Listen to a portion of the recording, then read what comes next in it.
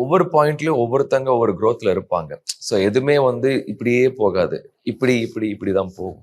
So அப்போ அந்த டைம்ல பார்த்தீங்கன்னா, பிரகதிக்கு தான் அங்க வந்து ஃபர்ஸ்ட்லி அந்த ஒரு ஃபேம்ங்கிற விஷயம் இருந்துச்சு. ஸோ அது கொஞ்ச நாள் அவங்க இங்க இல்ல. அதனால அவங்க வொர்க் வேற மாரி ஒரு ஒரு இதுல ட்ரை பண்ணிட்டு இருந்தாங்க. திரும்ப இங்க வராங்க. அப்படிங்கும்போது பிரகதினா தெரியும் எல்லாருக்கும். பட் அந்த டைம் பீயிங் தான் இப்போ இந்த பாட்டு வந்ததுக்கப்புறம் maybe people would recognise more of a talent. ஓ! இவங்க நல்லா நடிக்கிறாங்களே! பரவாயில்லையே! அப்படின்னு இன்னொரு இது கிடைக்கும். She is already been a good singer here. எல்லாத்துட்டயும் நல்ல பேர் வாங்கியிருக்காங்க. சிங்கர்ன்னு சொல்லி. இப்ப ஆக்டர்ன்னு பேர் வாங்கி இன்னும் அடுத்த ஒரு ஜர்னிக்கு போறாங்க. ஸோ நானுமே அப்படிதான். இப்போ நான் ஒரு பாயிண்ட்ல ஓகே ஒரு ஒரு ஷோ மூலியமா நான் வந்து ரீச் ஆனேன். அதுக்கப்புறம் என்னோட ஃபிலிம்ஸ் ஒண்ணு போகுது.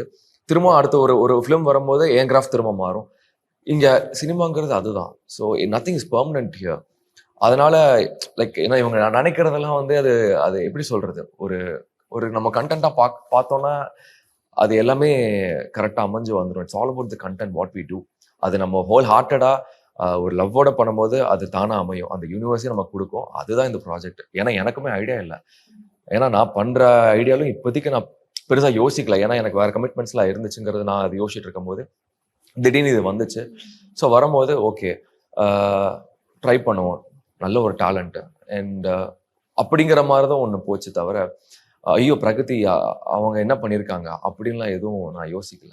அப்படி பார்க்கவும் மாட்டேன் நான். நாங்க பார்க்கறது என்ன கான்டென்ட், என்ன பண்ண முடியும் அப்படிங்கிறது.